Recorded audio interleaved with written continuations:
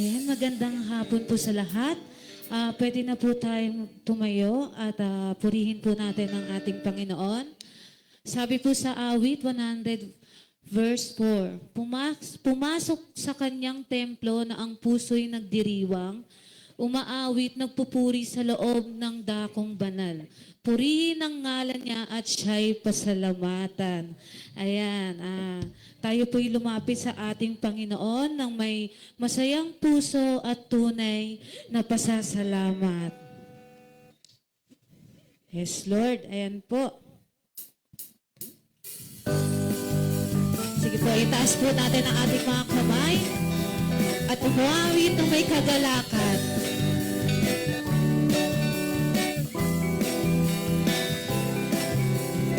Buhay narito ngayon, naghihintay.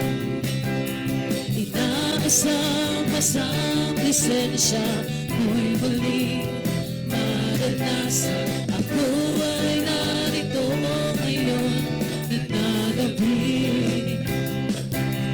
Nananabik na makita, luwalhati ng iyong mata. Ako ay narito. Ako ay narito ngayon, naghihintay.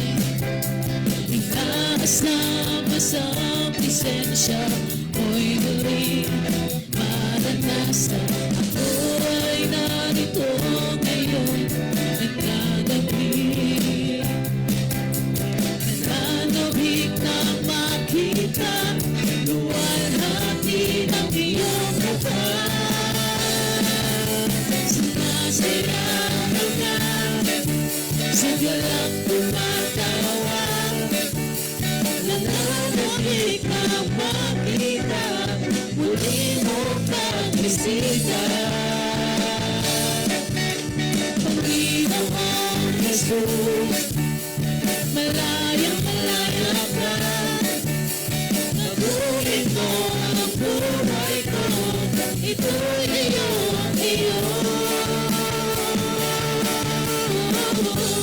Yes, Lord, ako ay narito.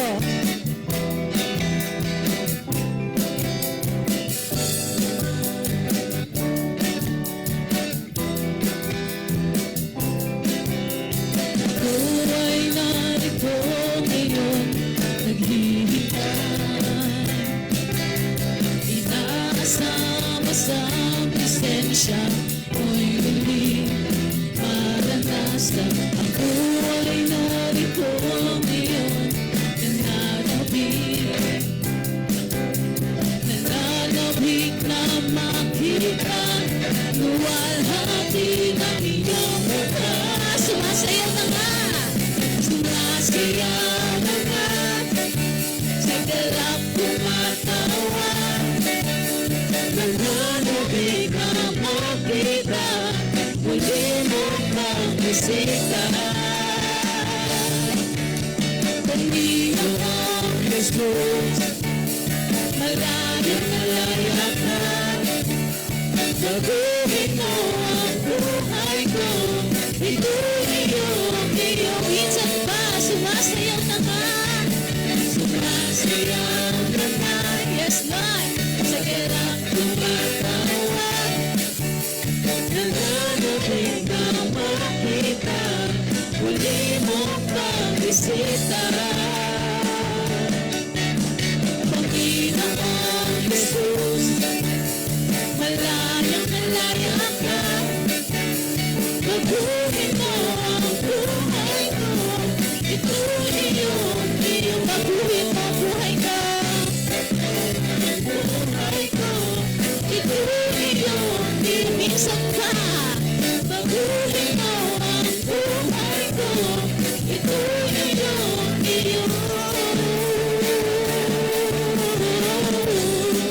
Yes, Lord. Hallelujah. Maraming salamat, Panginoon. Purihin ka, O Diyos.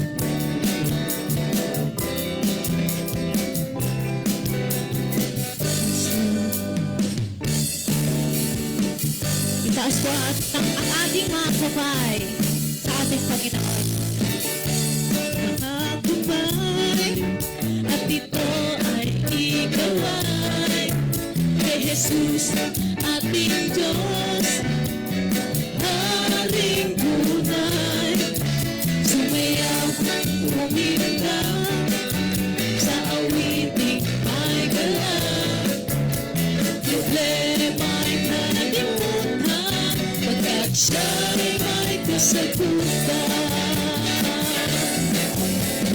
Tayong lahat ay mapawi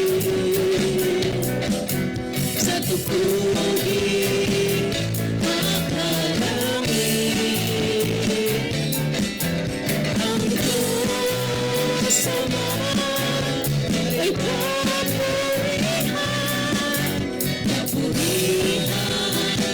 banal niyang pangalan. Yes, Lord, itaas mga kamay, itaas mga kamay, at ito ay ikaw ay kay Jesus, ating Diyos, ating tunay.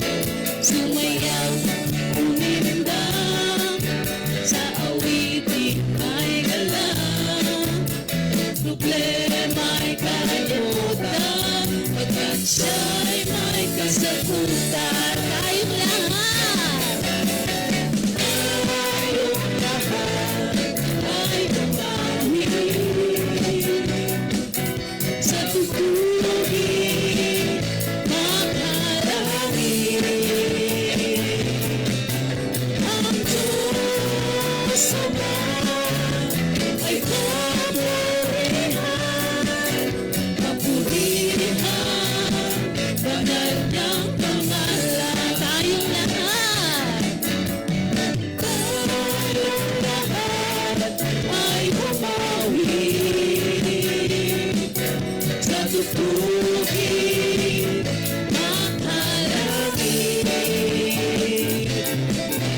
Ang Diyos Ama ay papurihan, banal niyang pangalan. Ang Diyos ay tapat, ang Diyos ay tapat, ang Diyos ay tapat, ang Diyos ay tapat, ang Diyos ay tapat, ang Diyos ay tapat, ang Diyos ay tapat, ang Diyos ay tapat, ang Diyos ay tapat. Siya'y hindi nagbabago. Hindi nagbabago. Yes, Lord. Siya'y hindi nagtatangi. Mundo man ay lumipas, salita niya ay wagas. Listen pa, siya'y hindi nagbabago. Siya'y hindi nagbabago. Siya'y hindi nagtatangi. Mundo man ay lumipas, salita niya ay wagas. Sabay-sabay po tayo, tayong lahat. Tayong lahat ay umawi sa tugtugin makalangit. Ang Diyos Ama ay papurihan, papurihan, banal ng pangalan. Minsan para tayong lahat ay umangin. Tayong lahat, hallelujah, sa tugtugin makalangit. Ang Diyos Ama ay papurihan, papurihan, banal ng pangalan. Papurihan, papurihan, banal ng pangalan. Minsan pa, papurihan, banal ng pangalan. Hallelujah. Maraming salamat, Panginoon. Purihin ka, O Diyos. Thank you, Jesus. Yes, Lord. Kayo po ay lumapit sa ating Panginoon. Yes, pinupuri ka namin, Panginoon. Yes, Lord, na may malinis na puso. Yes. Tandaan po natin na laging tapat sa atin ang Panginoon.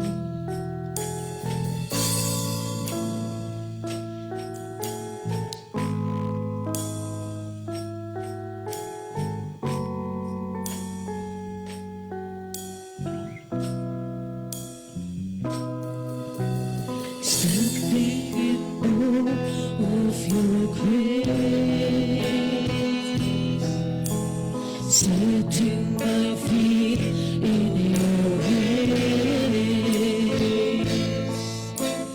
entering into your presence, to behold you face to face.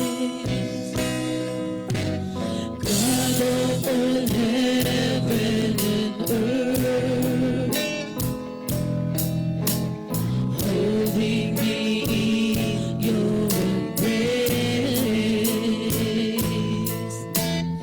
unfailing love that surrounds me. Oh God, I stand amazed. My Jesus, my Lord, you're the love of my life. Wherever you go, wanna be by your side. No longer I, but Christ living in me, serving you for all eternity. My eyes set on you, in this race that I run. No longer my ways, let your will be done. Make me a servant, my heart's ever true. Leading to the cross, I'll follow you. I'll follow you. Yes, Lord, standing in awe of your grace, setting my feet in your ways, entering into your presence, to behold you face to face. God of all heaven and earth, holding me in your embrace, unfailing love that surrounds me. Oh God, I stand amazed. My Jesus, my Lord, you're the love of my life. Wherever you go, wanna be by your side. No longer I, but Christ living in me, serving you for all eternity. My eyes set on you, in this race that I run. No longer my ways, let your will be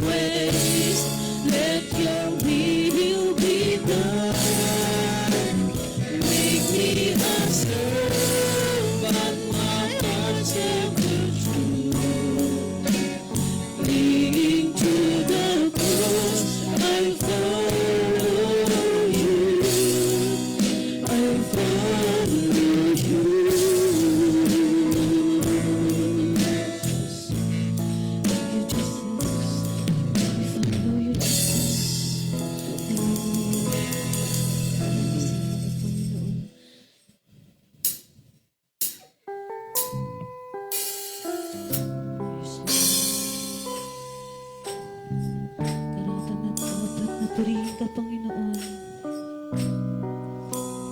Dahil ikaw ay banal magpakailanman.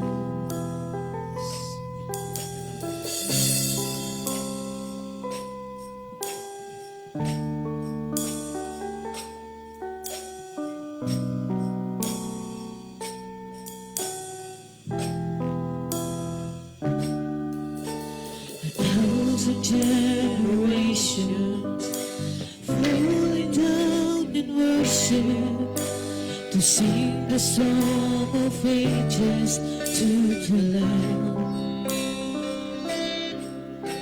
And all who've gone before us, and all who will believe, will sing the song of ages to the Lamb.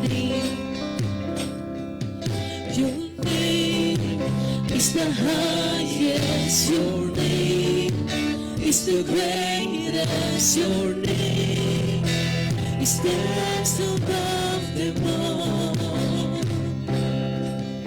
All thrones and dominions, all powers and positions, your name stands above them all.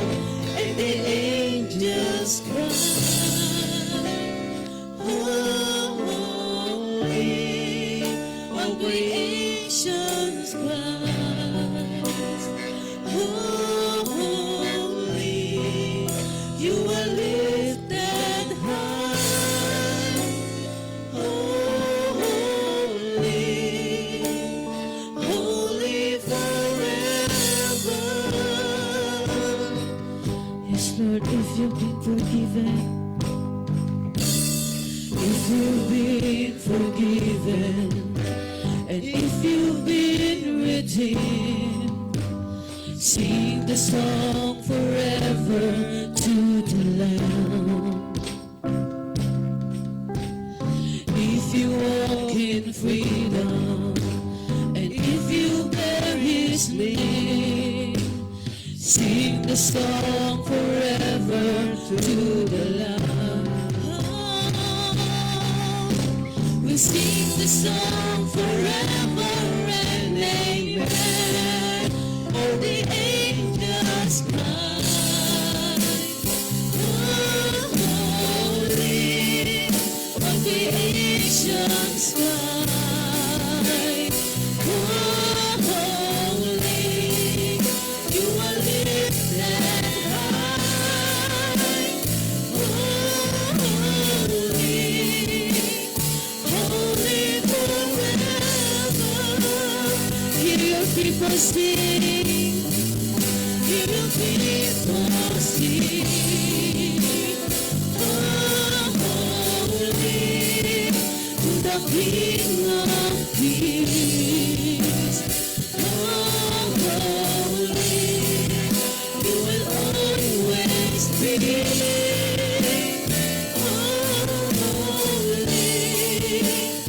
Holy forever. Your name, hallelujah.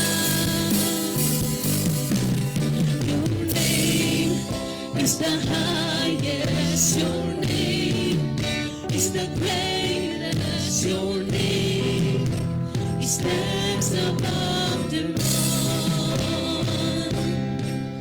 all thrones and dominions, all powers and positions. Your name stands above them all. Jesus, your name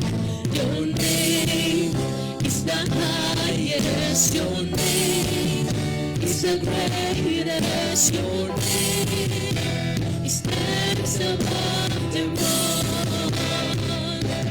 All thrones and dominions, all powers and positions, your name stands above them all. And the angels cry, holy, all creations cries, holy,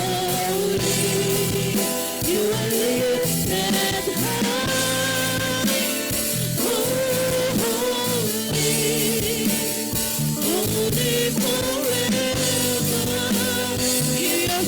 sing.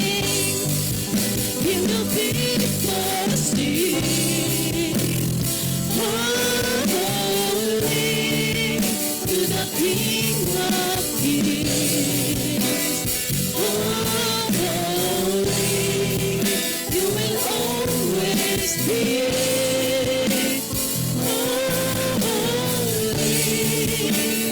Holy forever. Yes, Lord, you will always be. You will always be.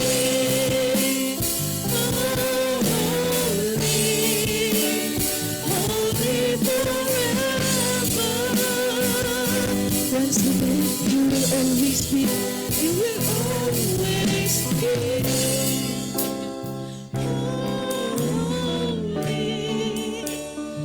Holy forever.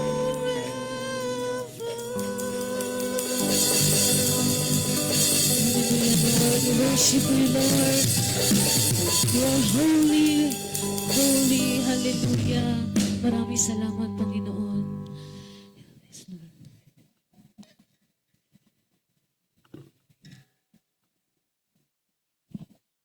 Tayo po'y yumuko lahat at manalangin tayo. Maraming salamat, Panginoong Jesus, sa mga oras na to. Kami po ay nagtipon-tipon sa harap ninyo, sa iyong harapan, Panginoon. Kami po ay nagagalag sapagkat ito pong araw nito ay araw mo, Panginoon. Patawarin mo kami, Panginoong Jesus, kung kami man ay may pagkakamali sa aming mga sarili, Lord God. Patawarin mo ang bawat isa sa amin. Lord, kami po ay nagpapakumbaba sa iyong harapan dahil kami po ay minsan nagkakasala. Pero alam po namin na ito po ay isang challenge sa aming buhay. Hindi po kami susuko, Lord God, sa anumang bagay na mga nararanasan sa aming mga buhay, Lord God.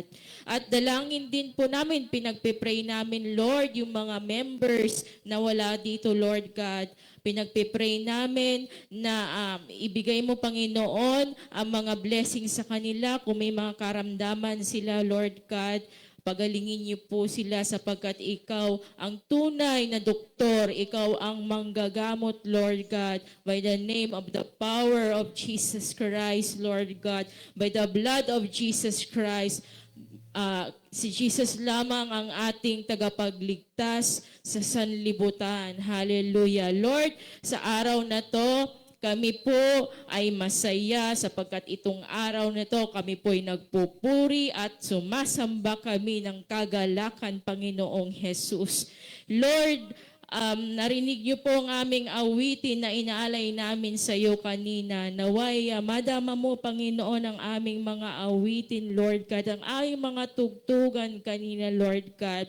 At aming mga panalangin, Lord God, naway dinggin mo, Panginoong Isus, ang iyong banal na Espiritu, Lord God, ang maramdaman namin sa aming church na ito, Lord God.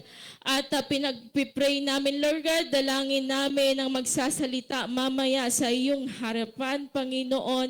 I-anoint mo ang aming pastor na si Pastor Benny, Lord God, ng iyong banal na Espiritu, Lord. At Lord, alam po namin na i-share niya, Panginoon, na nagmumula sa iyo, Lord God, na yung salita, Lord God, ay makapangyarihan, Panginoong Jesus.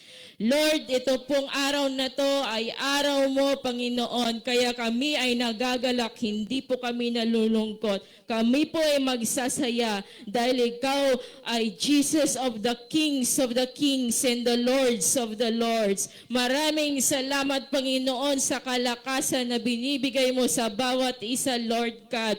Ang pagkukulang namin, Panginoon, na alam po namin na pupunan mo, Panginoon, sa oras na ito, Lord God, by the power of the blood of Jesus Christ. Ito po ang aming panalangin sa pangalan ni Jesus.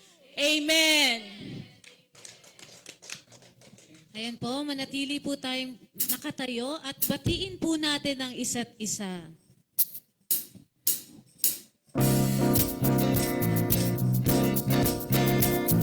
Ayan, sige, kabayan po natin ating mga kapatid.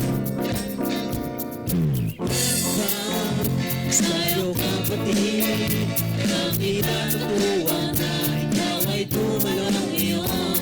Aming panalangin na nawa sa araw na ito ay maranasan mo ang pagmamahal na ibinibigay sa atin ng ating Panginoon Jesus Nazareth. Ang happy mo nasa iyong puso.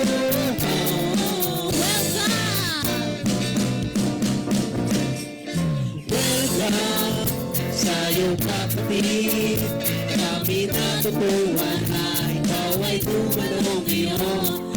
Aming panalangin na nawa sa araw na ito ay maranasan mo ang pagmamahal na ibinibigay sa atin ng ating Panginoon Jesus Nazareth. Ang happy mo nasa iyong puso. Ayan, praise God. Welcome po ulit sa ating church. Ayan, pwede na po tayong maupo. Ayan.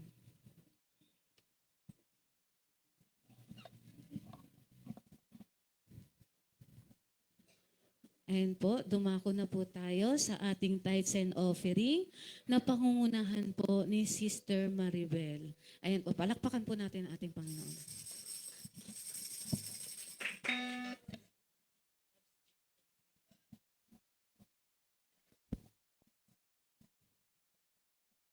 Malakayas 3:10. Dalhin ninyo ng buong buo ang iyong mga ikasampung bahagi sa tahanan ng Diyos upang matugunan ang pangangailangan sa aking tahanan. Subukin ninyo ako sa mga bagay na ito kung hindi ko buksan ang mga bintana ng langit at ibuhos sa inyo ang masaganang pagpapala. Papuri, Panginoon, sa iyong dakilang pangalan sa hapon na ito, Panginoon. Lord, ipinapanalangin ko po yung aming pong tithes na, alam mo po, Lord, yung aming mga kakayahan. Ikaw po, Lord, ang magbigay sa amin, Panginoon, ng dapat po na sa inyo, Panginoon. Dahil minsan po kami ay nag-aalinlangan pa, Panginoon, na sa pagbibigay sa inyo. Pero, Panginoon, kayo po ang aming po, Lord, na nagbibigay po sa amin ng mga pagpapala, Panginoon. Kaya, Lord, ibinibigay po namin itong oras na ito, ang aming pong tithes, para po, Lord, sa inyo, Panginoon. Lahat po, Lord, ng meron kami, Panginoon, ay galing sa inyo. Kaya nararapat lamang po, Panginoon, na ito po ay magamit, Panginoon, para po sa church na ito, Panginoon, sa mga pangangailangan po ng church na ito, Panginoon. Maraming salamat po. In Jesus' name, amen.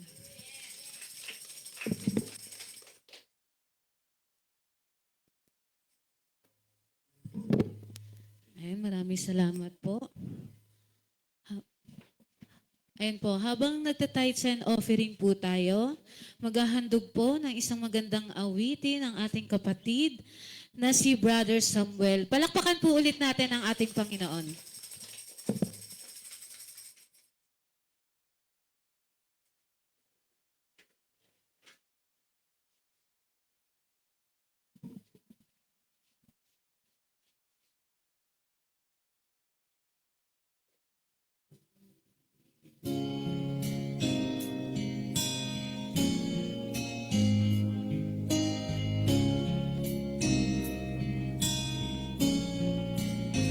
Ako ay lalapit sa iyong harapan, puso ko'y luluhod sa iyong kabanalan.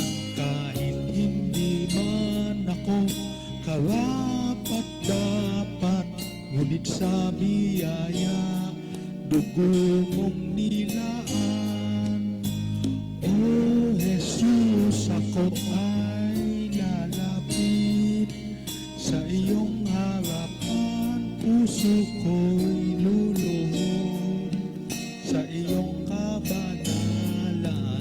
Kahit hindi man ako karapat-dapat, ngunit sa biyaya dugo mong nilaan. O Jesus, ako'y lalapit, mag-aalay ng pagpupuri sa'yo. Ako'y aawit, itataas ang aking tinig sa'yo. Ako'y mananahan sa piling mo.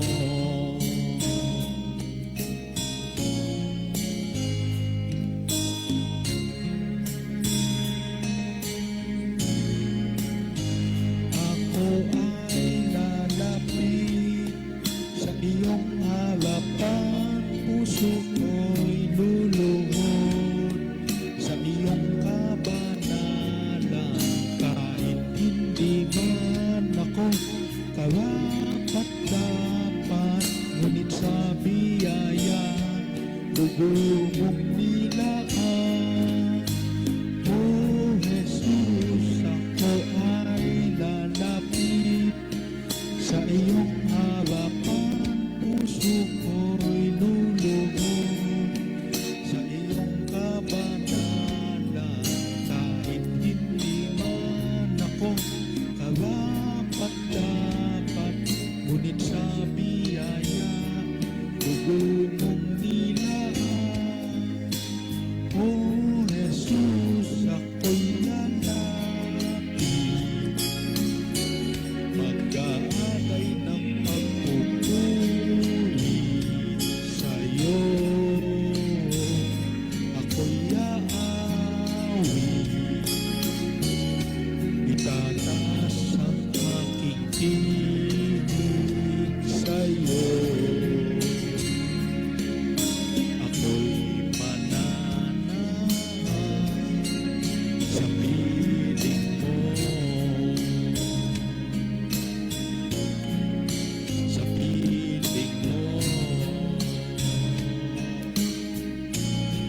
Sa piling mo.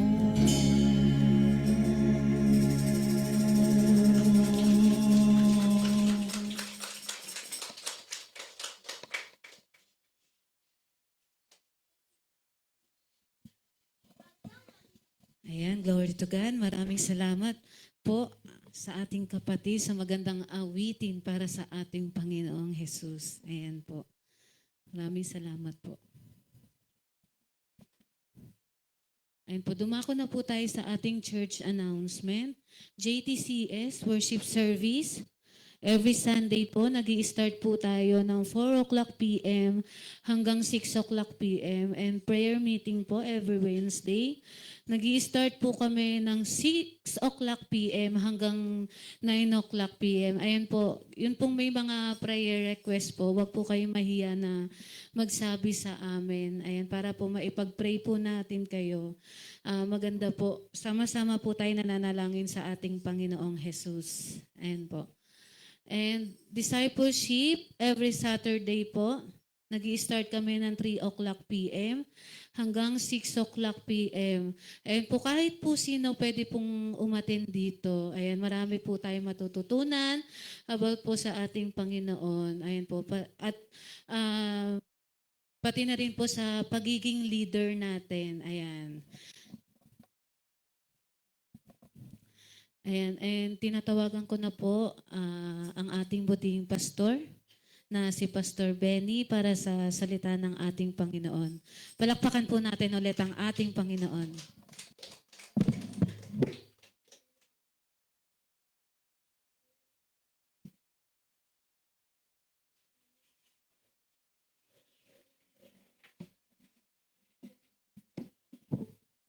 Magandang hapon po. It's been a long time, 1 month. Bago ulit tayo magkita. Ay, salamat na ka. Thank you.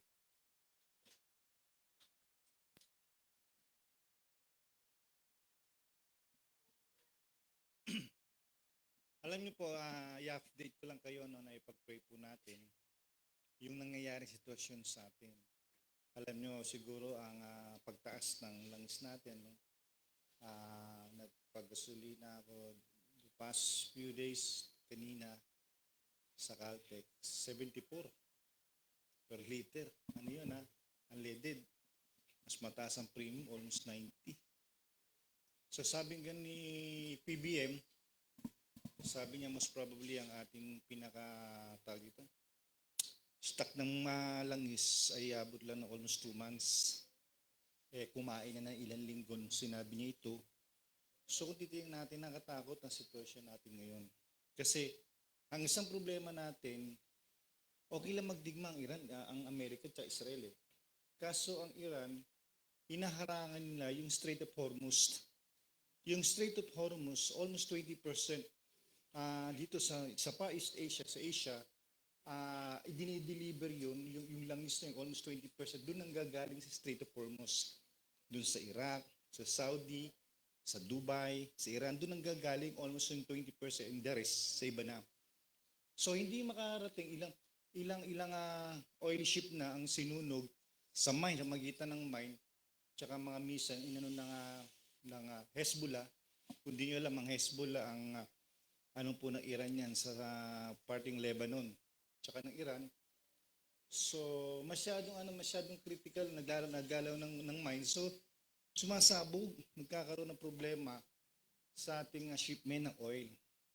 So ipanalangin po natin, kaya kung nasabi sa inyo, ipanalangin natin na matapos na itong geran to at payagan ng Iran na tawag dito, buksan na yung Strait of Hormuz na tinatawag natin para in and out yung langis, yung nagdadala ng crudo dito sa atin. So bumaba na ang langis. Kasi domino effect. Kapag tumaas ang oil, tataas lahat ng bilihin. Tataas ang pamasahe, tataas ang pangunahing pagkain natin, tataas yung 3-in-1, Samuel. Yung lagi nire-request sa'yo, tataas na presyo niyan. So, ibig sabihin, kapag tumaas ang gasolina, lahat na yan, trigger na yan, lahat ng mga bagay na yung mga basic commodities natin, tataas na yan. So, dapat ipanalangin po natin yan. Huwag natin baliwalain yung nangyayari sa atin na gera, yung Iran, at sana gusto kasi ni Trump talagang palitan ng rehimen ng Islamic, rehimen Islamic. Palitan na talaga ito kasi terorista sila eh. Biro mo, inaano nila yung mga missile kung saan tumatama sa Dubai, sa UAE, sa Kuwait, no? Sa Israel, kung saan tumatama kahit mga sibilan tinatama. So talagang wala silang concern sa mga tao mamatay man. Hindi kagaya ng Israel, ang particular na binabanatan ng Israel at ng US, yung mga military bases. So pag-pray po natin to, mamaya, bago tayong closing, pag-pray natin na matapos na. Nakakatakot ang sitwasyon natin. Sabi nga. So ang tatalakayin po natin, let's open our Bible in Matthew chapter 14, verse 22 hanggang 33. Nabasa na ba ito ka na? Wala na. Walang scripture dito. Sige. Matthew chapter 14 verse 22 to 33. Sabi, agad pinasakay ni Jesus sa bangka ang mga alagad at pinauna sa kabilang ibayo, samantalang pinauwi naman niya ang mga tao. Matapos siyang paalisin ang mga itong, mag-isa siyang umakyat sa bundok upang manalangin. Nag-isa siyang inabutan doon ng gabi. Samantala ang bangka ay nasa laot, ngunit sinasalpok ito ng mga alon dahil sa pasalungat ito sa hangin. Verse 25, nang madaling araw, na sumunod sa kanila si Jesus na naglalakad sa ibabaw ng tubig. Kinilabutan sa takot ang mga alagad nang makita nilang may lumalakad sa ibabaw ng tubig. Multo, sigaw nila. Ngunit nagsalita agad si Jesus at sinabi sa kanila, huwag kayong matakot. Ako ito. Verse 28, sinabi ni Pedro, Panginoon, kung talagang ikaw nga iyan, papuntahin mo ako diyan sa kinaroonan mo sa ibabaw ng tubig. Verse 29, sumagot siya, halika mula sa bangka ay lumakad si Pedro sa ibabaw ng tubig papunta kay Jesus. Ngunit nang napansin niya na malakas ang hangin, siya natakot at nagsimulang lumubog. Panginoon, sagipin ninyo ako, sigaw niya. Finally, verse 31, ayun na ba yun? Agad siyang hinawakan ni Jesus. Bakit ka nag-alinlangan? Napakalit ng iyong panampalataya. Sabi niya kay Pedro. Ating pong tatalakayan ngayon, pinamagat na po nating Peter walking on water. Lumakad si Pedro sa tubig. Manalangin ko muna tayo. Dakilang Diyos, nagpapasalamat kami, Panginoon, sa panibagong pribileyo na pinagkaloob mo sa amin na muli kami, Lord, magpanambahan sa lugar nito. Salamat, Lord, hindi lamang sa panambahan, hindi lamang sa papuri, kundi, Panginoon, nagpapasalamat kami, Panginoon, sapagkat sa salita na patuloy na pakikinggan namin sa hapong ito, na siya magbibigay sa amin ng encouragement, magbibigay sa amin ng reminding sa araw-araw namin buhay. Tulungan mo kami, Panginoon, sa magitan ng simpleng mensaheng ito ay magsilbing aral, tumainim sa aming puso ang mga mensahe na ibibigay mo sa amin sa hapong ito at tulungan mo kami, Panginoon, na hindi lamang ito namin mapakinggan kundi maisa pamuhay po namin. Salamat po na marami. Ito po aming samadalangin sa pangalan ni Jesus. Amen. Sabi, the incident in this passage happened after the feeding of the 5,000. Yun ang insidente na ito na si Jesus ay pumunta yung kanyang mga alagad, sumakay sa bangka, ay pagkatapos ni Jesus napakainin yung 5,000. So pagkatapos ng pakainin yung 5,000, nangyari yung mga bagay sa tell us about the fears and doubt of the disciple. Let's see how Jesus deal with it. Alam nyo kasi po, yung mga disipulo nagbubulong-bulungan. Nagkaroon sila ng isang doubt, nagkaroon sila ng isang event, pangyayari doon sa pagpapakain nila sa 5,000. Kasi, buti na lang, wala silang budget eh. Wala silang budget para pakainin yung 5,000. Wala silang resources para tugunan yung pangailangan ng 5,000. Kasi yung mga 5,000 ito nakikinig kay Jesus, ito yung past day na nakikinig sa kanyang pangaral. And even on the press day, nakikinig sa kanya. At pagkatapos mangaral ni Jesus, hindi pwede paalisin niya na lang ito eh. Kasi nagugutom itong mga taong to. Dahil sabi ni Jesus, may pangailangan to, kailangan ito pakainin. Ang problema sila, sabi nga Lord, yung budget natin, hindi ubra sa 5,000 yan, kakapusin tayo. Ikalawa, walang bakery. Para magusto yung 5,000 na tinapay, gagawin, oras mismo, hindi ubra, Lord eh. At ikatlo, sabi nga buti na lang, mayroong batang lalaki, sabi nga may batang lalaki nakaupo, nakikinig sa pangaral ni Jesus. Alam niyo po, itong batang ito, naniniwala ko, inutusan lang ito ng nanay niya para bumili ng toyo. Sa atin, di ba toyo? Nakabili ka nga ng toyo sa tindahan. So, inutusan siya bumili ng limang tinapay, 2 isda, bumili ng bata. Pagkatapos nakita niya, nagkukumpulan yung mga tao, si Jesus nangangaral, nakinig siya. So, itong batang ito, naligaw. Naligaw siya sa pakikinig, hindi naman coincident, kundi ginamit din siya ng Diyos. At tamang-tama, ang pagpunta ng batang to, ang sabi sa kanya ni Jesus, anak, Lord, sabi ng mga alagad, meron tayo dito 5 tinapay. Tsaka 2 isda. Ano sabi ni Jesus? Dali niyo sa akin. Ano nangyari? Nagmilagro ang Diyos at napakain nila yung 5,000. Nagkaroon ito ng doubt. Hindi naman doubt, nagkaroon ito ng nagkaroon ito ng doubt sa mga disipulo, nagkaroon ito ng problema ng parang murmurit, chismisan. Paano na kung wala yung bata? Saan tayo kukuha ng pagkain? So sabi ganon, let's see how Jesus deal with them. Tingnan natin kung paano dinil ng problema ni Kristo yung problemang ito sa kanyang mga alagad. Firstly, sabi Peter walking on water. Si Pedro ay lumakad sa tubig. Basahin ulit natin 20 to 31. Balik po tayo. Verse 20 to 31. 20. Ayan. Sinabi. 28 muna. Ayan, 28. Sinabi ni Pedro, Panginoon, kung talagang ikaw nga yan, papuntahin mo ako diyan. Sima? Papuntahin mo ako diyan sa kinaroonan sabi nga, sumagot sa kanya si Pedro at nagsabi, Panginoon, kung ikaw nga ay paparehan mo ako sa iyo sa ibabaw ng tubig. At sinabi niya, halika, lumunsad si Pedro sa daong at lumakad sa ibabaw ng tubig upang pumaroon kay Jesus. Datapot pagkakita ng malakas ang hangin, ay natakot siya. At ang siya'y malulubog ay sumigaw na nagsasabi, Panginoon, iligtas mo ako. Pagdakay, inunat ni Jesus ang kanyang kamay at tinawakan siya at sa kanyang sinabi, O ikaw, nakakaunti ang panampalataya, bakit ka, ang sabi niya, bakit ka nag-aalin langang? Si Peter ay lumakad sa tubig. Alam niyo po, no? Nung tinawag siya, sabi ni Pedro, Panginoon, pupunta ako dyan, gusto kong puntahan ka, gusto kong maglakad. Alam niyo, ang unahing tinitingnan ni Pedro, pansinin niyo ito ng Lord, yung pag-apak ni Pedro doon sa tubig.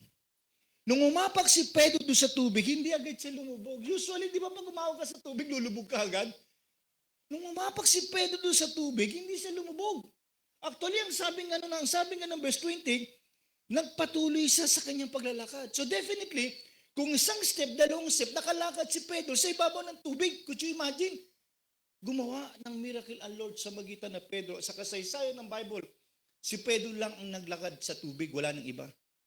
So makikita natin, no, ng isang bagay na pangyayaring ito, yung event na ito, na milagro na ginawa ng Diyos sa magitan ni Pedro na siya ay naglakad sa tubig. Sabi ko nga sa inyo po, no, alam niyo po, ang mga Hudyo, no, in particular mga Hudyo, lalo ng 12 disipulo, hindi yan maniniwala sa iyo na ikaw'y nangangaral, na ikaw'y galing sa Diyos, kundi ka gagawa ng milagro.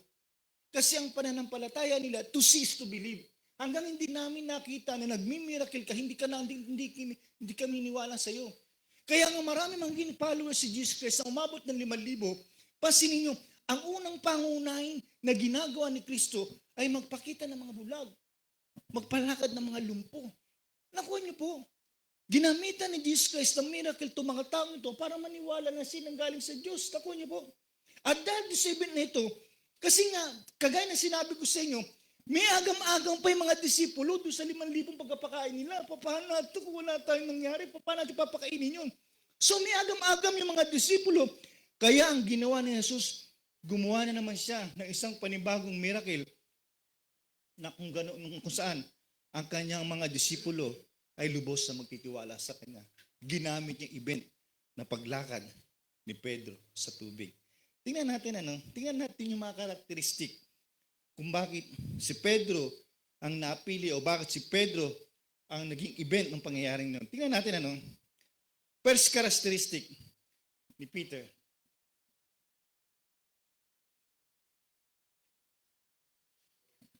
First characteristic. Wala na, naligaw na tayo. Sabi, he has courage. First characteristic, next, letter A, he has courage. Meron siyang tapang. Mayroon siyang katangian sa ibang mga apostol na mayroon siyang likas na tapang. Ano ang katunayan nito na mayroon likas na tapang si Pedro? Pinutol niya ang tenga ng opisyal na sundalo ng liter na saserdote. Nangyari itong event nato sa yung guardian yung pinapanalangin lagi nila? Gethsemane, Garden of Gethsemane.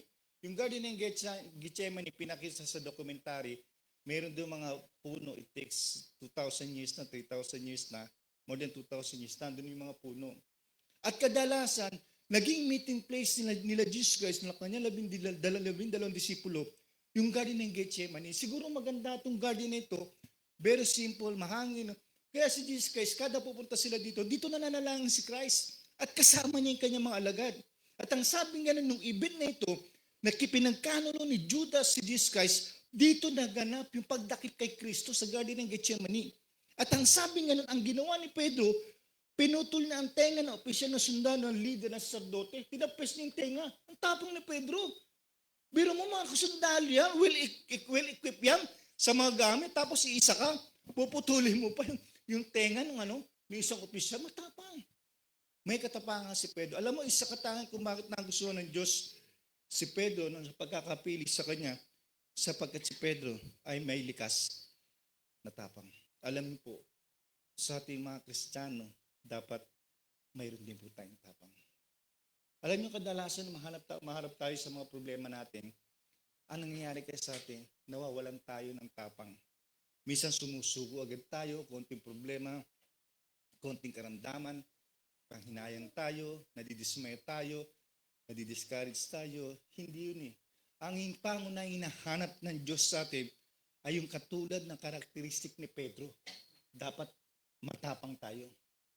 Dapat matapang tayo sa pagharap sa problema, matapang tayo sa pagharap sa makaramdaman, matapang tayo sa pagharap kung anuman circumstances na dumarating bagyo sa ating buhay. Dapat matapang tayo na katulad ni Pedro. Pero hindi doon natatapos pag-aaral natin yung mga sumusunod. Sabi, hindi ka mamamatay at uhulihin. Ipaglalaban ka namin. Sabi ni Pedro, hindi ka mamamatay, Lord. Ipagkalalaban ka namin, hindi ka nila mahuli. So matapang yun, isang katangian na nagustuhan ng Diyos kay Pedro, yung pagiging matapang niya. Handang humarap sa problema, handang humarap kung kanino man. Pero hindi lang doon. Hindi lang sapat yung katapangan. Sabi nga ng letter B, he has faith. Meron siyang pananampalataya. Sabi kung wala siyang pananampalataya, hindi siya magkakalakas sa loob na lumakad sa tubig at dahil alam niya na si Jesus ang kanyang kasama na lalakad sa tubig. Bukod sa kanyang tapang, meron siyang pananampalataya. Well, hindi lang pala puro tapang. Hindi lang puro tapang ating ginagamit, kundi nakapaloob dito yung ating pananampalataya. Alam niyo po sa buhay natin, may mga circumstances na sa pagharap natin sa mga problema, minsan matapang tayo. Kaya tayo matapang kasi may mga backup tayo mga resources. Halimbawa, magbubukas ako ng negosyo, matapang ako kasi meron akong bank account eh. Meron akong pera sa bangko, yung nagbibigay sa akin ng tapang, yung pera sa bangko. Matapang ako sa mga bagay kasi may backup ako sa politiko. So, nangihiram tayo ng tapang. Ang tapang natin, walang kasiguraduhan kasi meron tayong resources na inaasahan. Ang sabi nga ng Bible, hindi dapat ganun eh. Dapat yung tapang natin ay nakapaloob, yung pananampalataya natin sa Diyos. Kaya alam nyo minsan, hindi nyo na-obserbahan sa buhay natin, minsan tinatanggal ng Diyos yung mga resources sa buhay natin na inakala natin wala ng pag-asa. Minsan yung inaasahan natin kapatid natin na magpapadala sa atin, biglang hindi nagpadala. Yung inaasahan natin anak natin na magbibigay sa atin monthly, nagkaroon ng problema. Yung inaasahan natin malaking blessing na darating sa atin, bigla nawala. Tinatanggal minsan ng Lord yung mga sources na yun na nagsisilbing backup natin sa ating katapangan. Tinatanggal ng Lord yun eh. Ang gusto ng Lord yung katapangan natin ay may nakapaloob ng pananampalataya sa Kanya. Katulad ni Pedro. Nakita nyo? Nakita nyo yung tapang ni Pedro, mayroong faith. Bakit? Di ba lumakad siya? Alam mo, unang tinitingnan ni Christ, nakita ko yung siguro doon sa pangyayari. Nakita ko na eh. Parang nakita ko na, nasinari ko na yung vision eh. Ang unang tinitingnan ni Kristo, yung unang apak ni Pedro sa tubig. Kung lulubog siya o lulutang. Naku niyo po. Pag-apak ni Pedro, hindi lumubog. Nakailang steps siya, hindi lumubog. Nakita ni Jesus Christ yung katapangan ni Pedro na siya ay lumakad sa tubig na mayroong pananampalataya at nakatingin siya kay Kristo. Yun ang naging dahilan kung bakit nakalakad siya ng ilang lakad doon sa ibabaw ng tubig. Naku niyo po. Kaya sabi nga ng Bible, hindi basta tapang. Maganda yung karakteristik tapang. Pero dapat nakapaloob doon yung pananampalataya natin kay Kristo. What made it possible for Peter to walk on water is faith. Sabi, Peter was defending on his own ability to do it. Hindi doon nakadepende si Peter sa kanyang abilidad na magawa niya ito. That means he was focusing in Jesus Christ and letting God control him. Nag-focus sa Jesus Christ at hinayaan niya na si Jesus ay mag-control nito. Alam niyo po kasi ang problema natin ganito. Sa buhay natin, hindi natin pinahintulutan ng Diyos ang kumontrol ng buhay natin. Halimbawa, mayroon tayong isang bagay ng plano. Sa atin lang hindi natin hinayaan. Lord, pakialaman mo itong plano ko. Lord, yung negosyo ko, pwede ba pakialaman mo?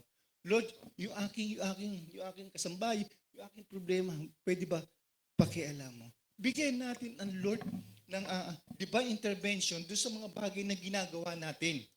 Kasi ang problema, hindi natin hinahayaan ang Diyos na kumilos na magkaroon siya ng divine intervention doon sa mga problema, doon sa mga bagay na ginagawa natin, kahit anong nangyayari, wala.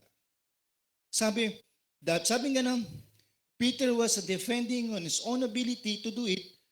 At that means, he focusing on Jesus Christ, letting God control him. Hindi siya nakapokus sa kanyang ability, kundi kay Jesus Christ na hinayaan niya na kontrolin ng Diyos yung kanyang ginagawa. Sabi nga nun, God's power must manifested through him and miracle still happening. Hinayaan niya nang mag-manifest ang kapangyarihan ng Diyos at aming yung miracle ay nangyari. No? Sa buhay natin, di ba, minsan, alam nyo, nakakalungkot, no? Minsan, ang Diyos na open sa atin, laging ang Diyos last option natin. Ilang beses ko na po sinabi sa inyo, pag may sakit tayo, ang pangunahin natin, bili ka, punta ka sa Mercury, bili ka sakit ulo ko. Punta ka Mercury, bili ka sakit tiyan ko. And then kapag finally wala nang magawa ang gamot, o wala na tayong pambili ng pera ng gamot, tsaka parang tayo lalapit sa Lord, Lord, pagalingin mo. Minsan na-open ang Lord sa atin.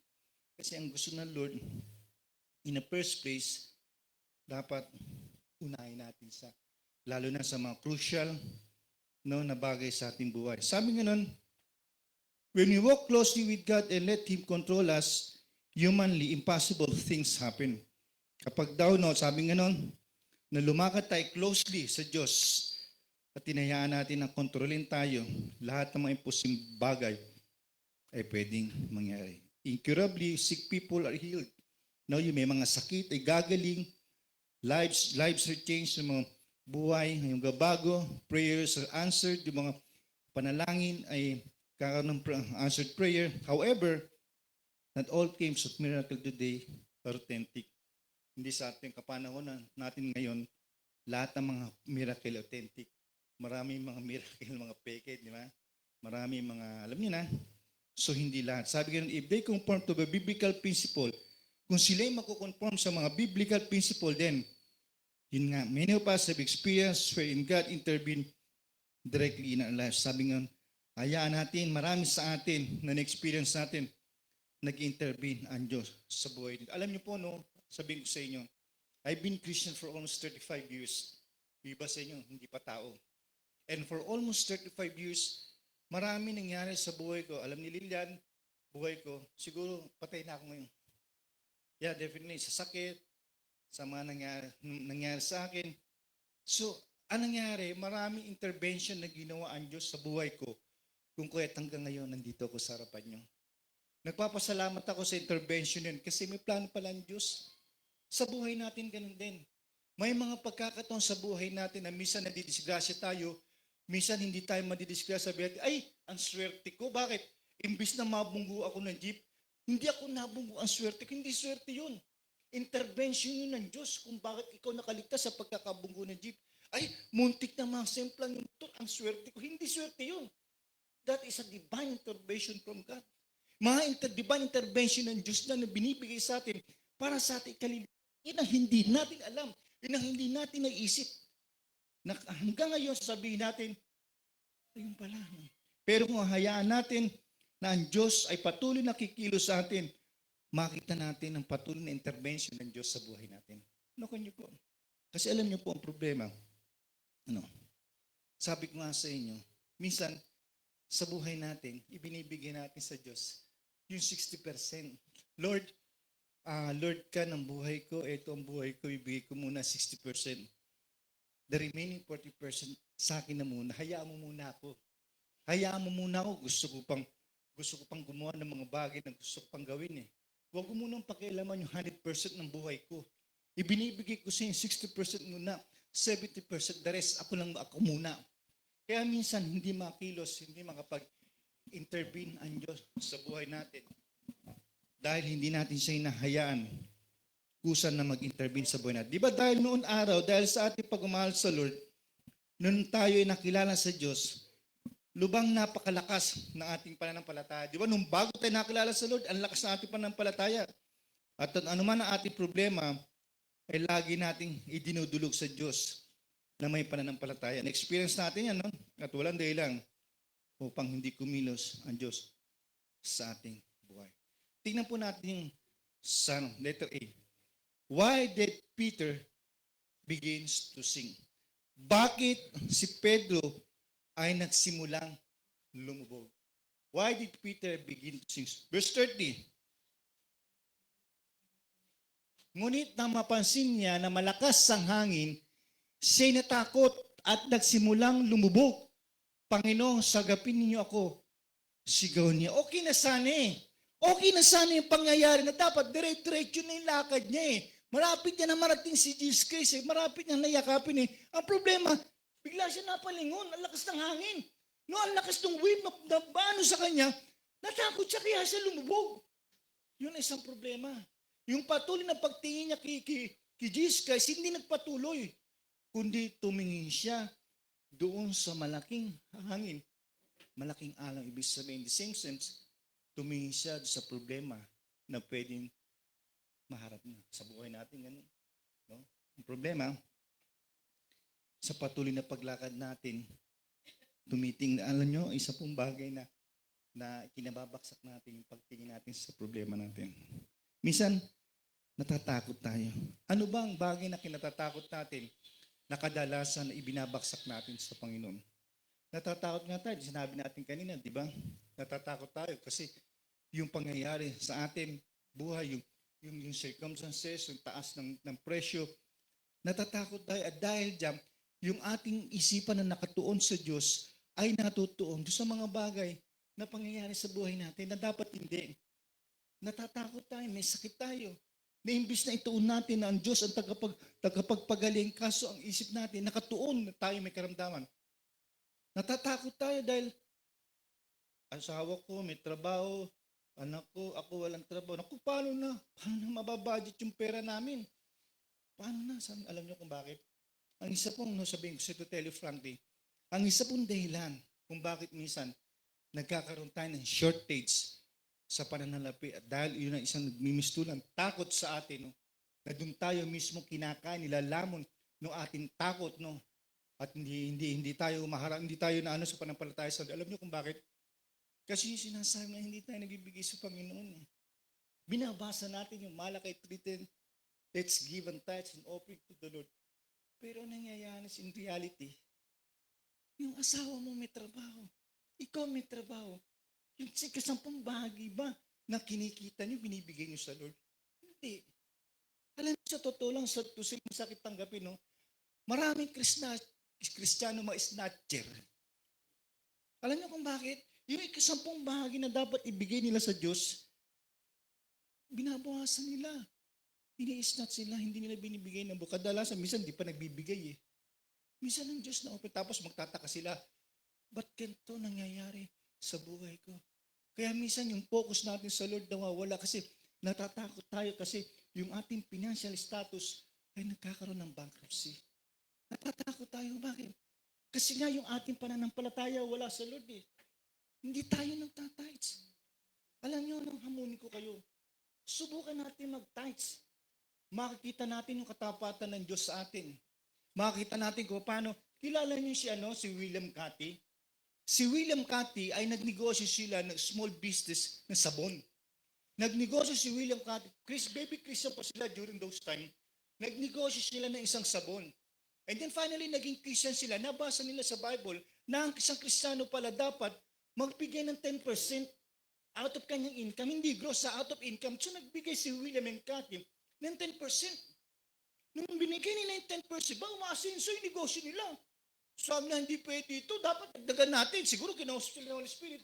Ginawa nilang 25%. Hindi gross sa income nila. So pagkatapos hindi sila nakontento, ginawa nilang 25%. Hanggang sa ginawa nilang 90%. Sabi ng mga subordinate nila, abay, luko-luko. Pero mo yung income niyo, yung net, yung 90% ibibigay sa church, sa Lord daw nila. Tapos the remaining 10% sa kanila, abay, luko-luko, sabi ng mga subordinate nila. Pero alam nyo, ano ang nangyari sa negosyo ni William Cathy?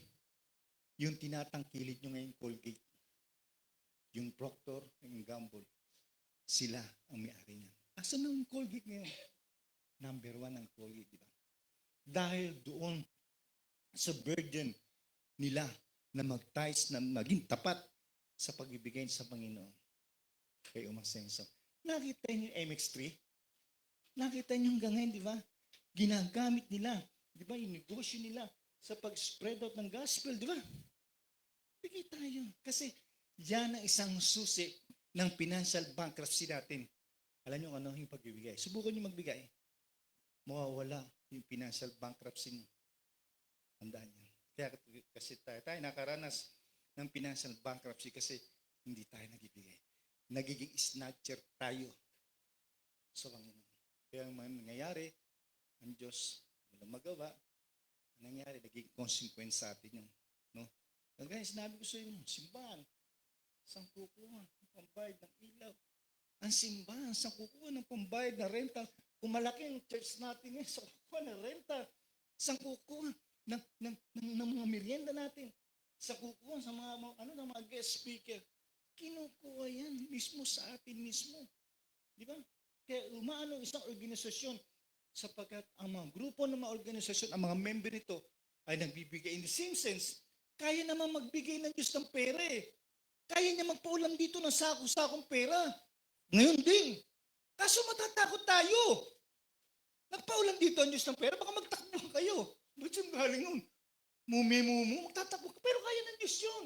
Pero hindi gagawin ng Diyos yun. Ang gagawin ng Diyos, para ang kanyang gawain ay patuloy na mag-boom na magpatuloy yung mismo mga anak niya at kakausapin niya para magbigay mismo sa kanilang gawain. Nakuha niyo po. Nakuha niyo si William Cant. Ini isang problema. Sabi niya, why did Peter begins to sing? Imagine yourself to be Peter walking on the water with the wind and waves splashing around. How would you feel? Siguro ganun din, no? Siguro tatakot kayo. Kagaya ni Pedro, kaya hindi nyo rin masisisi si Pedro dahil may taglay din siyang kahinaan. May kahinaan din si Pedro. Naglalakad siya. Biglang may malaking hangin. Natakot siya. Yung kanyang focus na dapat na nakikristo napunta doon sa ibang bagay na naging problema. Minsan problema natin ganun. Lagi tayo nagpo-focus sa bigat ng problema natin. Sabi nga, alam niyo po, ang sabi ng Bible, no, you cannot please without faith. You cannot please God. Listen to this, no? Sabi ng Bible, you cannot please God without faith. Ano sa Tagalog nun? Del. Hindi mo pwedeng bigyan ng kaluguran ang Diyos kung wala kang pananampalataya. Ibig sabihin, kung wala kang pananampalataya sa Diyos, hindi nakalugod ng buhay mo sa Diyos. Hindi ako may sabi niyan. That was the Bible says. Kung ang buhay mo pala ay walang pananampalataya sa Lord, ang buhay ko bali, wala, hindi nakalugod sa Diyos. Basta kailan, lumalakad ka lang sa Diyos. Lord, ito ko umaatin. Kaya alam niyo minsan inaalis ng Diyos, binibigyan tayo ng Diyos ng problema sa harapan natin. Tinatanggal ng Diyos ang mga resources natin kasi ang gusto ng Diyos, magkaroon tayo ng faith.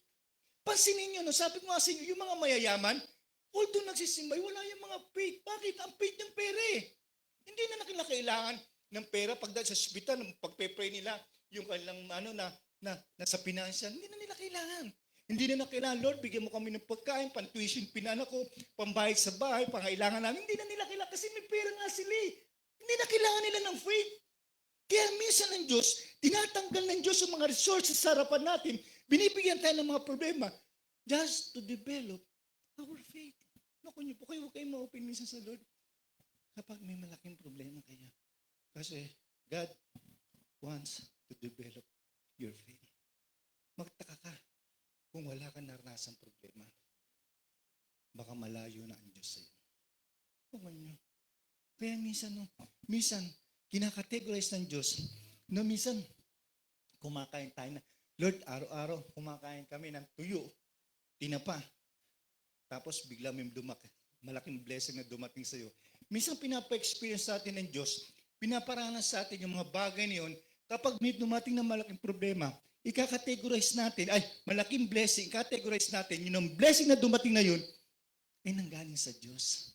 Kasi kung araw-araw tayo na masagana ang buhay natin, hindi natin maika-categorize kung saan doon yung blessing ng Lord eh. Nakuha nyo, Kaya minsan nakaka-experience tayo ng shortage sa buhay natin. Nakaka-experience tayo minsan ng poverty. Kapag dumating isang malaking blessing, sabi natin, Lord, salamat sa blessing mo. So nakategorize mo na kaya may dumating sa blessing, ito ay galing sa Diyos. Kaya minsan pinapa-experience ka ng Diyos ng kahirapan ng sa ganun. Kapag may dumating na isang malaking blessing, masasalamatan mo siya. Eh kung araw-araw masagana buhay mo, hindi mo na alam, saan dito yung galing sa Diyos? Saan dito yung blessing ng Lord? Ako niyo po. Kaya sabi nga nun, no, kagaya ni Pedro, siguro natatakot din kayo, kagaya ni Pedro, kaya hindi niyo rin masisi si Pedro. May kainan din si Pedro katulad natin. Pero sana, let's focus. Let's have faith in Him. Tandaan natin, kapag pala ng isang Kristiyano ay walang pananampalataya, walang kabuluhan, ay hindi niya pwedeng kalugdan ang Diyos sa buhay. Tandaan natin. Because Christian is a living by faith. We are living by faith. Tayo ay nabubuhay sa pananampalataya. Iba ang pamumuhay ng Kristiyano sa pamumuhay na hindi mananampalataya. Sila ay namumuhay sa mga resources, sila ay namumuhay sa mga inaasahan nila. Wala silang faith, although so-called meron silang faith, pero wala eh. Ang Diyos, sinahayaan ng Diyos na tayo ay lumakad sa pananampalataya. Kaya minsan, nakakaranas tayo ng kahirapan, ng shortage kasi God wants to develop your faith. Ano? Eh, paano ko lang ang problema? Ano na faith mo? Paano kung hindi ka nakaranas ng hirap? Hindi ka mananalangin araw-araw. Hindi ka hatin ng prayer meeting. Kung laging masagana buhay mo. Wala. Petiks lang buhay mo. Ano na? Lagi ka nasa SM. Lagi ka nasa mo. Petiks sa mo. Walang problema eh. Pero kung minsan nakakaroon tayo ng problema, doon tayo natututong manalangin sa Diyos. Yes, sometimes God allows those different problems in our lives so that He may be able to develop our faith. Gusto niya i-develop yung ating faith. Ako niyo po. Kaya huwag kayong ma-open kapag minsan mayroong mabigat na problema kayo'y naharap. Let's focus on God to develop our faith. What lesson can we learn from this?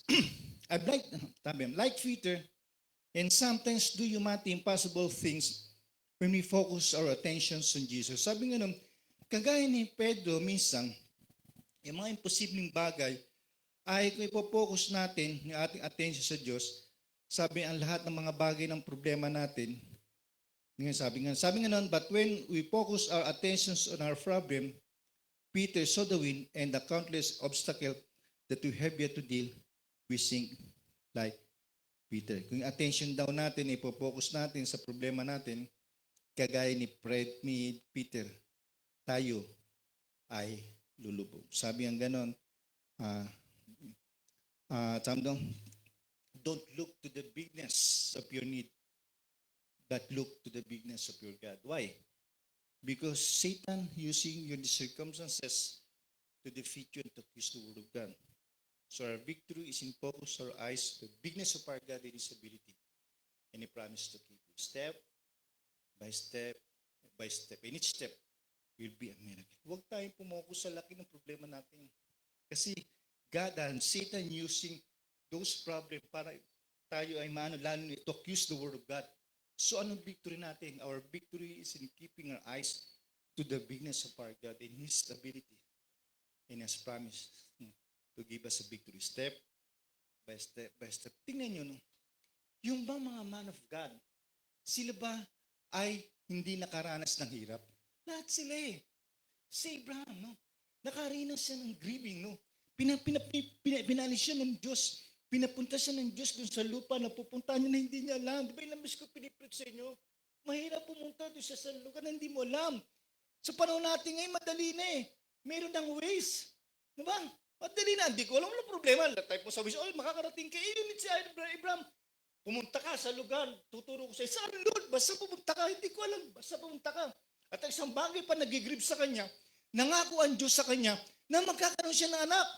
Sabi, tumingin ka sa langit. Nakita ang dami ng bito, Lord. Ganyan karami maging anak mo, Lord, paano magiging marami? May edad na ako, yung asawa ko, 80 na, menopause na. Baog pa. Paano mo sinasabing dadaming ganyan? Ako. Pero binilang yun kay Abraham na pananampalataya doon sa kanyang yung faith niya sa Lord. Ano nangyari? Hindi isang grave kay Abraham. Paano magkakaroon ng katuparan yung pangako ng Diyos? Kung titignan niya, circumstances, asawa ko matanda na. Paano ito magkakaroon maraming anak? So hindi siya nag-focus dun sa circumstances. Nag-focus siya dun sa pangako. Si Moses, di ba? Si Moses nakaranap na hirap. Kala nyo ba? Kinilala si Moses, sarap po. Naging prinsipe nga siya.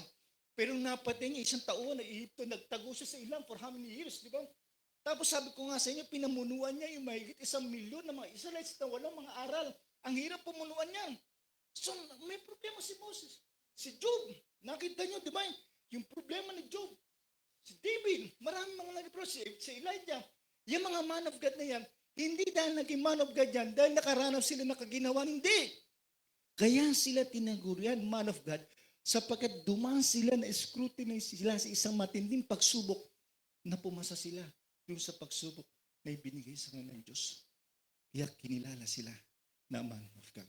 Si Job, kung hindi pa napagtagumpay ni Job yung naranasan niya, hindi magiging lesson learned sa panahon natin yun.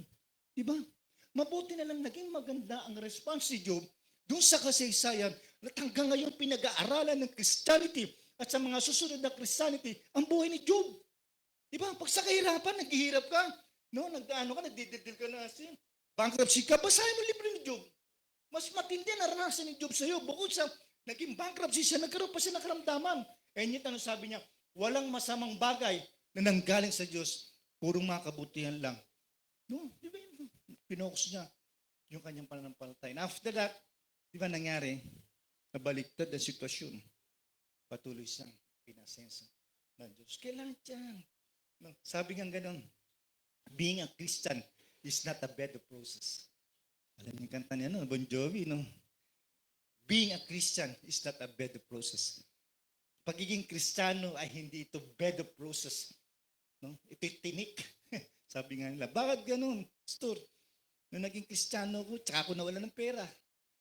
O paano? Nung hindi ka Christian, smart na ginagawa mo, sugal, kaya maraming pera ka. Bawal na sa Bible yun. O ngayon, wala kang pera ngayon. No? Lumabang ka ng parehas. Ibig sabihin, minsan ganun no? Minsan, kung kailan tayo naging Kristiyano, kung bakit pa natin naranasan yung bagay niya. Alam niyo kung bakit? Because God wants to develop our faith. Gusto niyo ba magkaroon ka ng faith? Huwag kayo ma-open sa Lord. Kung nakaranas kayo ng hirap, kung nakaranas kayo ng poverty, financial shortage, karamdaman, anumang bagay na problema, no? Sabi nga nun, huwag kayo ma-open sa Lord. Have faith, focus, and have faith on God. Letter D, what does focusing on Jesus, having faith in Him mean? What does focusing on Jesus and having faith in Him means? Sabi nga nun, ano daw yung pag-focus, ano ibig sabihin ng pag-focus kay Jesus at yung magkaroon ng pananampalataya sa Kanya? Jesus means to know Him personally, claim His promises, and do His will, believing that He has control over all things, that He can care very deeply about us, faith in obeying God in spite of feelings and circumstances. And sabi, what does focusing on Jesus having faith in Him? Ano daw? Ano ibig sabihin?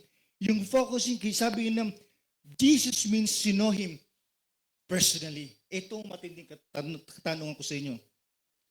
You know Jesus personally in a deeper way? Kilala niyo bang personally si Jesus? Kilala ko si Jesus. Tinanggap ko na nga siya. Si Jesus ang nasa history na pinako sa krus. Namatay, muling nabuhay sa ikatlong araw. Hindi yun eh. Because it was in the history, but it doesn't mean, hindi ito ibig sabihin. Ang sinasabi ito, kilala lang ba si Jesus sa isang malalim na kaparanan? Kasi minsan tayo mga Kristiyano, akin na ito, kaya ako magsisimba kasi mayroong merienda sa church. Kaya ako magsisimba kasi ipag-pray yung sakit ko. Kaya ako magsisimba, may mga motives tayong ganun eh. Hindi pangunay motives natin, yung makilala natin ng Lord. Kilala mo ba ang Diyos? Sa ngayon sa buhay mo, kilala mo personally ang Lord? Baka hindi pa. Baka kilala mo lang si Jesus, tagapagligtas. Pansinin niyo, no? Yung mga disipulo, noong unang panahon, na sila ay tinawag ng Diyos, ang tawag nila kay Jesus Christ ay Rabbi. Alam niyo ibig sabihin ng Rabbi? Ha? Guro. Ibig sabihin, teacher, guro, Rabbi. No. Nagbigay ng milagro ng miracle si Jesus Christ hanggang sa nagpakain siya, hindi pa naniniwala, ng 5,000, nakalakad yung mga bulag, nakalakad si Peter sa tubig. Pansinin niyo yung transition, ano? For almost 3.5 years, pansinin niyo yung transition. Mula sa rabbi, tinawag ng disipulo si Jesus Christ na Lord. From rabbi to Lord. Nakita niyo yung transition ng pagkakatawag sa kanya ng mga disipulo. Ibig sabihin, they know Him better. Nakilala nila ng gusto si Kristo for 3.5 years. Kaya finally, tinawag nilang Lord. Kasi pwede mong tawagan ng ibang taong rabbi, ang mga parang si tawag na rabbi, guro, you are my disciple kita, ay ano kita, nag-disciple ka sa akin, tawag ko sa'yo rabbi. Pero kakaiba yun sa Lord. Pag sinabi mo Lord, mayroong intimacy yan, may personal affection yan, may personal relationship yan pag sinabi mo Lord. Kaya ang sabi ng mga disipulo, from rabbi to Lord, nakita niyo transition, nakita niyo for almost 3.5 years, naging malalim ang pagkakakilala ng mga disipulo kay Kristo. Kayo ba? Ano ang pagkakaalam niyo kay Kristo? Si Kristo ang nagpuprovide ng aking pangailangan. Tama. Si Kristo ang nag-iingat sa akin. Si Kristo ang nagbibigay ng pangailangan namin. Tama. Pero maliban doon, kilala mo ba si Jesus sa isang malalim na pagkakilala? Baka hindi pa. Alam niyo, no? Kaya minsan, ang Diyos kumikilos sa buhay natin na hindi natin inakala, ini-expect natin. Kasi gusto niya na mas maging malalim pa yung intimacy natin, yung pagkakakilala natin sa Kanya. Kaya minsan dumadaan sa tayo, pagsubok, may kilala ko, nagkasakit siya, naging malubha sa hospital, pinipray ko siya. Nung gumaling siya, nag-full-time siya. Yung ba na, how many years na siya, tinatawag ng Diyos para mag-full-time, magpasok, ayaw niya. Hanggang sa humantong, nagkaroon siya ng, di ko alam, cancer, bedridden na sa hospital. Pinatawag ko, pinipray ko, gumaling. By God's grace, hanggang sa nag-respond siya sa Lord, nag-full-time siya. Sabi niya, tumugon ako ng tama sa Panginoon. Kasi nga alam niya minsan, ang Lord kumikilos sa atin nang sa ganun para maging malalim yung pagkakakilala natin sa Lord. No, yung intimacy natin sa Lord. Paano nga magiging malalim? Lagi ko sinasabi sa inyo, paano magiging malalim yung pagkakilala natin sa Lord? Hindi tayo nagbabasa ng Bible. Sa umaga, hindi tayo nagpe-pray. Inuuna natin, cellphone. Pag may gawain, hindi tayo ma-attend. Hindi tayo nakinig ng preaching ni Pastor. Hindi tayo kumakanta ng mga Christian music. Paano tayo lalago sa Panginoon? Paano pa tayo lalalim ng gusto ang pagkakilala natin kay Kristo? Ang gusto lang naman mangyari ng Lord maging malalim, maging deeper pa ang pakilala natin sa Kanya. Kagaya ng paglakad ni Pedro sa tubig. Dahil doon, no? Dahil doon nakilala ni Pedro na dapat mas niya ang Lord sa kanyang buhay na sa ganon. Ay yung mga miracle, yung mga blessings, no? Na dapat makamtam natin, nakita niyo ang buhay ng 12 disipulo. From rabbi to Lord, nakita niyo transition sa buhay natin. Kilala niyo ba si Kristo? Ano pagkakilala niyo kay Jesus? Dapat mas makilala natin si Kristo na mas malalim pa sa inaakala natin. Tumayo po tayong lahat. Dakilang Diyos, nagpapasalamat kami, Panginoon, sa pag-alam namin, Panginoon, na sa hapong ito, Lord, ay patuloy na nagpapakilala ka sa amin. Salamat, Panginoon, sa pangyayari, maging sa buhay ni Pedro, na sa magitan niya, Lord, ay nagsilbing turo, paalala sa amin kung paano, Panginoon, si Pedro, ang unang hakbang niya ay yung kanyang tapang at pananampalataya sa iyo. Tulungan mo kami, Panginoon, sa aming buhay ay makitaan mo kami ng pananampalataya sapagkat alam namin, Lord, we cannot please you without faith. Hindi ka namin pwedeng bigyan ng kaluguran kung wala kaming pananampalataya sa iyo. Lord, tulungan mo kami. Kung wala man kaming pananampalataya pa sa ngayon, Lord, tulungan mo kami to develop our faith. Lord, develop our faith so that we may be able to please you more. Salamat, Panginoon, sapagkat patuloy na ikaw ang kumikilos sa buhay namin.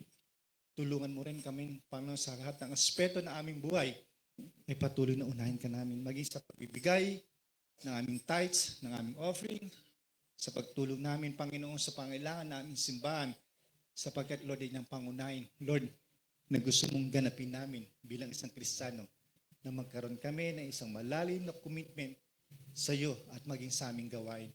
Salamat po na marami, Panginoon. Magpapatuloy kami sa aming gawain. Ito ang aming samadalangin sa pangalan ni Jesus. Amen. Amen. Good morning po. Good afternoon po.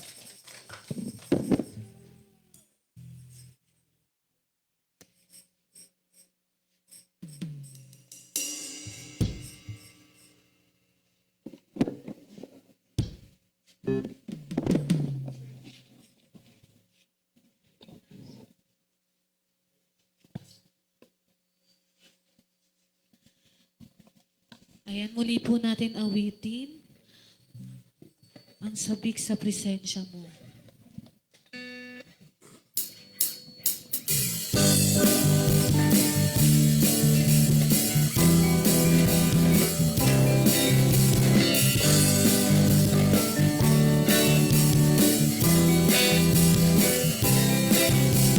Ako'y narito ngayon, naghihintay.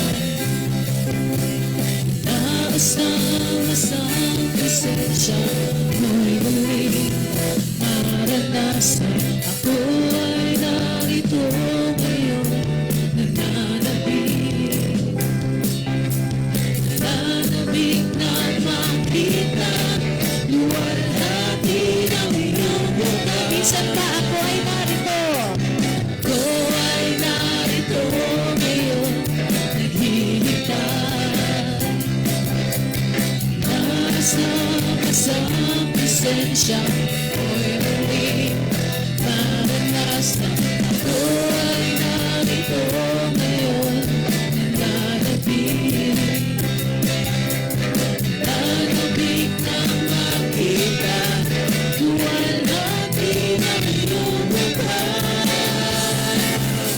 Sumasayaw na nga sa galang tumatawan.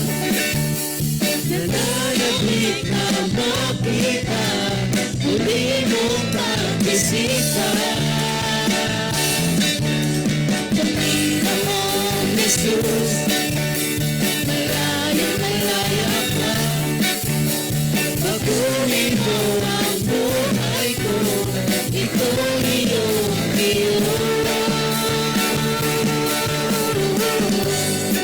Yes, Lord, ako ay narito.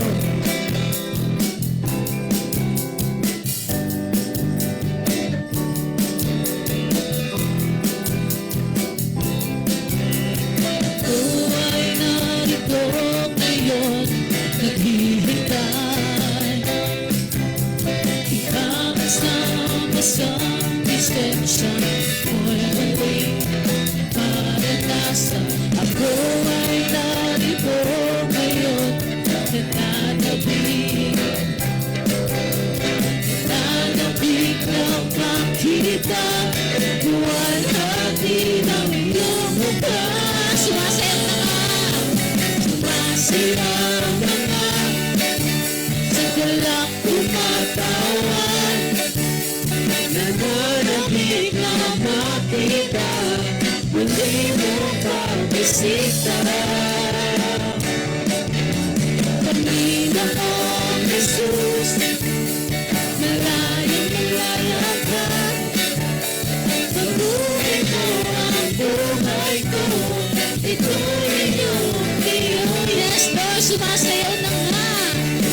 Sumasayaw na nga, sa galak tumatawa.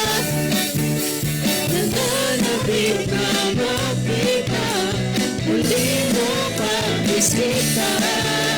Panginoong Jesus, Panginoong Jesus, malaya ka. Baguhin mo ang buhay ko, ito iyong. Baguhin mo ang buhay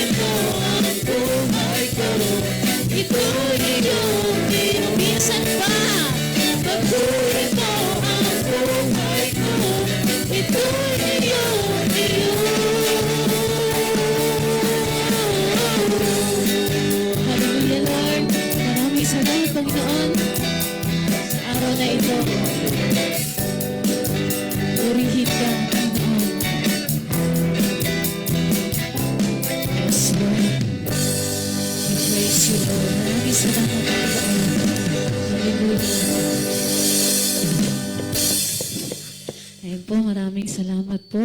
Pwede na po tayong maupo at meron po tayong merienda. Ayan po. God bless po sa ating lahat and magkita-kita po tayo ulit sa susunod na linggo. Ayan.